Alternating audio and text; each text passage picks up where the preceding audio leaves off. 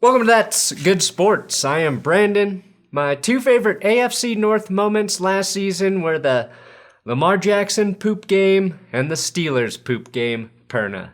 The Steelers poop game was, of course, the thrashing the Browns put upon them in the playoffs. Today, though, we look at the NFC North post-draft, post-free agency, and predict who got worse, who got better, and who stayed the same for this upcoming season. Let's get it, sports!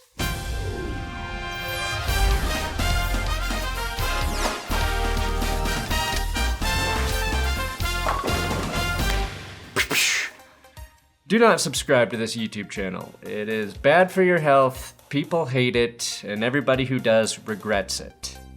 What people don't regret is buying my coffee, BenchwarmerBrew.com. I sell coffee, a medium roast blend that's delicious.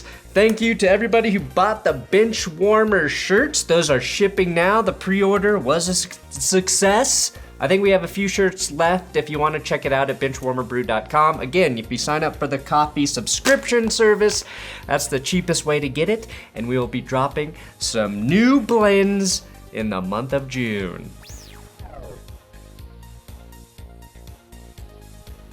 Okay, the AFC North Power Rankings. We will begin at 4.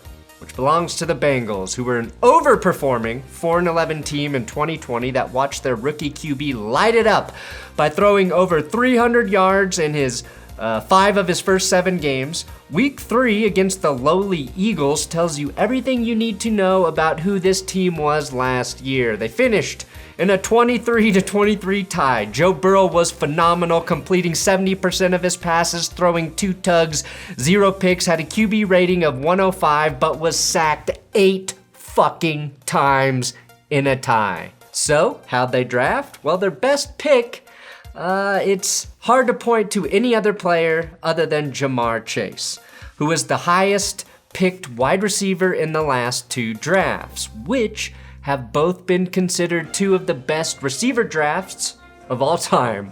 But obviously, this was a controversial pick because they had Joe Burrow's potential bodyguard on the board in Penei Sewell, who ended up falling to Detroit.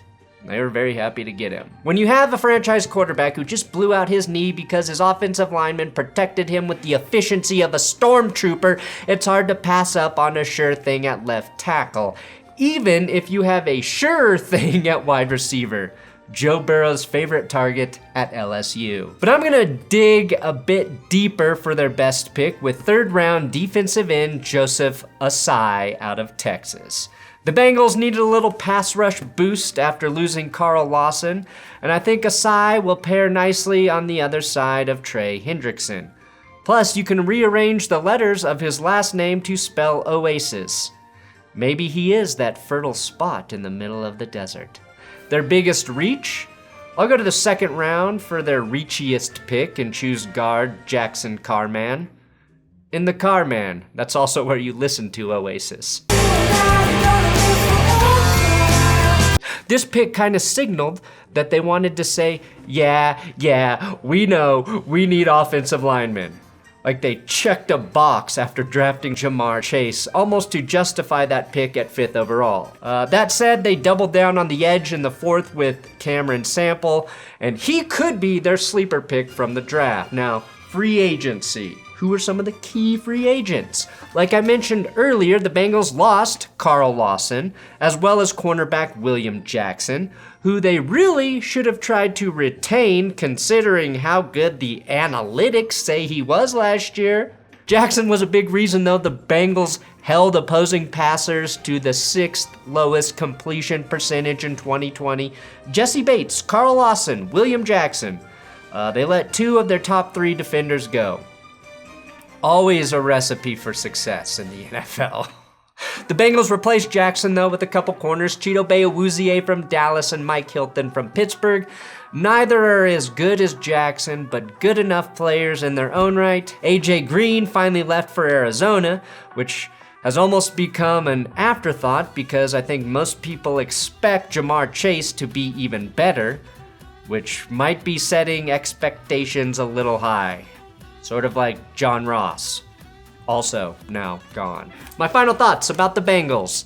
This is obviously a do or die season for head coach Zach Taylor, who may have been fired last year if not for the excuse of losing Burrow halfway through the season. Then again, Marvin Lewis survived about 10 near firings, so we might have to wait until the Bengals almost win a playoff game before Taylor is out the door. This team will go as far as Burrow goes, which is why it was so crucial to keep him protected. That said, they have plenty of weapons to unlock their passing game, and even if they don't win a lot, they should be fun to watch on offense. Number 3 in the AFC North Power Rankings is the Steelers. After starting the season as the worst 11-0 team in NFL history, the Steelers proved all the haters right, finishing 12-4, backing into the wildcard round and immediately getting thrashed by the Browns. I have zero confidence that Ben Roethlisberger will be good in 2021. When you watch a QB whose arm has died before their body, like I did with Peyton Manning, you can recognize that quickly when it happens to others. And the evil got into Ben's shoulder and went bad. His only hope is to lock it off at the neck and chop that motherfucker off. The Steelers' best pick? Easily defensive lineman Isaiah Loudermilk. How do you make milk louder, you ask? You force someone who is lactose intolerant to drink it.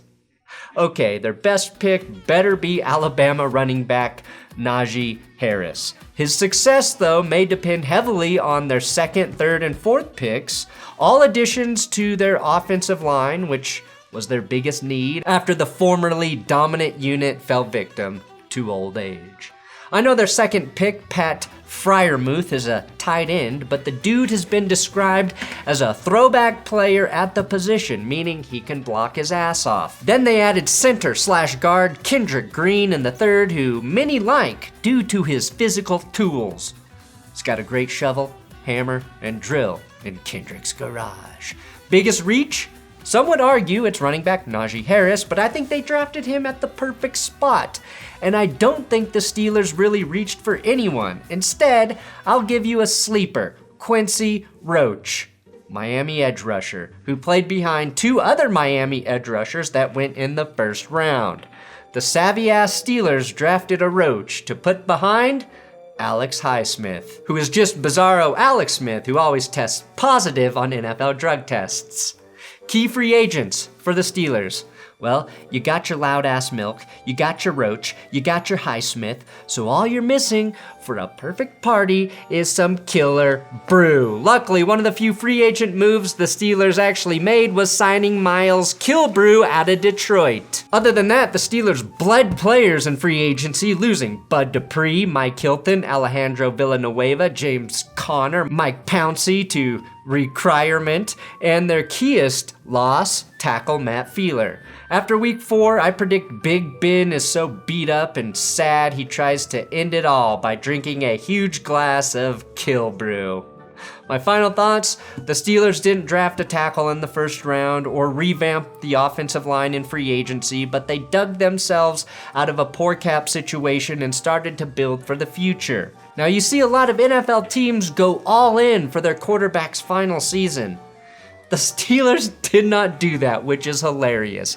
Instead, I think Pittsburgh started to lay the foundation to make an appealing home for whichever veteran quarterback demands a trade next offseason. If Aaron Rodgers goes back to Green Bay for one more year, then is granted his freedom, the Steelers are sitting pretty with the second most cap space in 2022. My record prediction, 8-9, because their implosion at the conclusion of 2020 is who I think this team really is. Coming in at number 2, the Baltimore Ravens. Like the Browns, the Ravens finished 11-5 last season, won their first playoff game, and then lost the second. We may never know if Lamar Jackson took a shit in the middle of a game, but I believe this division will be a two-way race to the top between Baltimore and Cleveland. In the draft, the best pick for the Ravens? Well, if you ask some people, the Ravens have never ever made a bad draft pick. Well, Matt Elam might disagree. I liked both of the Ravens' first-round picks, especially their first-round wide receiver, Rashod Bateman. Everyone knows the Ravens basically have to kidnap receivers to play in their run-heavy offense. So you might as well use another first on one you like, just like you did with Hollywood Brown. Bateman got COVID, opted out of Minnesota, came back and opted out again, so you know he really wanted to play despite a fucked up college football season. Another pick I really liked was their 6th round pick, cornerback Shaun Wade out of Ohio State. Wade was on track to become a first rounder after 2019, but saw his stock drop significantly after really struggling in 2020. A lot of people think moving him from the slot to the outside was hard on Wade, and he was never meant to take over for Jeff Okudah. So if the Ravens can just keep him in the slot, which they should be able to do, this pick has the potential to become a really valuable pick. Biggest reach? I guess their only reach came in the 7th round, which is hard to call a reach, almost by definition, but the Ravens took a fullback here, which was puzzling to me considering they have a top 3 fullback on their roster right now in Patrick Ricard. Patrick Ricard, who is 26 years old, 6'3", 311 pounds, caught 9 passes last year and made the Pro Bowl the last 2 seasons. Key free agents. Baltimore lost a couple key guys like Matthew Judon and Yannick Ngakoue, but as they always do, they managed to find their replacements in the draft with Odafe Oweh out of Penn State and Dalen Hayes out of Notre Dame. They also traded Orlando Brown, but quickly replaced him with Alejandro Villanueva from the Steelers, and you have to keep in mind Ronnie Stanley will be back as well. Getting Ben Cleveland in the draft was a great move at guard, but I think their best free agent signing was Kevin Zeitler, who they got after he was released from the Giants. Why does it matter that he was released? Because when you sign a player who was cut by his former team, it doesn't count towards your compensatory pick formula. That's why the Ravens are so good at this shit. My final thoughts? The Ravens are the one team in this division I'm most sure of. I can see a future where the Browns collapse, simply because they are cursed. I can see the Steelers falling apart if Big Ben goes off a cliff. I can see the Bengals' offensive line holding them back from making a big leap. I can't find a scenario, though, where the Ravens aren't at least good this season. My prediction, 11-6. And here we are. Number 1, the Browns. When was the last time the Browns were entering a season coming off a playoff win? That was in 1995 when Bill Belichick was their head coach. I'm not going to say what happened in 1995 in Cleveland because that's not the point. But it's been 26 years since Browns fans had genuine reason for optimism heading into a season, and unlike 2019, this team has the roster and the coaching to win the AFC North for the first time since the Browns returned to Cleveland. The Browns actually have some positive memes being made about them. Kevin Stefanski won Coach of the Year, and now, if only the Drew Carey Show can become available for streaming somewhere, the Browns may just have Super Bowl hope. It almost felt like every pick the Browns made in the draft was their best pick. They murdered the draft, which is crazy to think about, a team that just 7 years ago spent 2 first-rounders on Justin Gilbert and Johnny Manziel. I would have also accepted Trent Richardson and Brandon Weeden. In this draft, they took Northwestern corner Greg Newsome with their first pick at 26 overall, and they added speed with Auburn wide receiver Anthony Schwartz in the 3rd round. He's got to be the only guy named Schwartz with above average speed. They're also getting what is essentially another top-level rookie now that Grant Delpit is healthy. Delpit got hurt last season, missed his whole rookie year, but is now going to give that secondary incredible depth. This is a team that's clearly gearing up to play the Chiefs and the Bills in the playoffs. But I think their best pick may just have been Jeremiah Owusu-Koramoah at 52. This is a player most people expected to go top 20, but fell because teams were worried about positional fit. With that athleticism in the 2nd round, they'll find a way to use him, and if it doesn't work out, Myles Garrett will just steal his soul and add another layer of muscles to bulge through his suit jackets. Any Brown drafted that's a bust gets eaten by Myles Garrett now. I would like to point out that in this draft, you have Greg Newsome II, Tony Fields II, James Hudson III, and Richard LeCounte III. I'd like to see their dads reach into a playbook of names and pick out something original, except for Richard LeCounte III. I imagine family reunions are like, we have LeCounte 1, LeCounte 2, 3, 4, 5. We'll never stop LeCounting.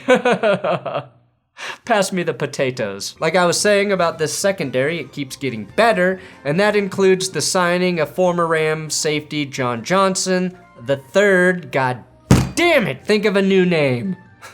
That was a nice signing, as was adding corner one Troy Hill, and taking a low-risk deal with Jadeveon Clowney to see if he can wreak havoc on the other side of Myles Garrett.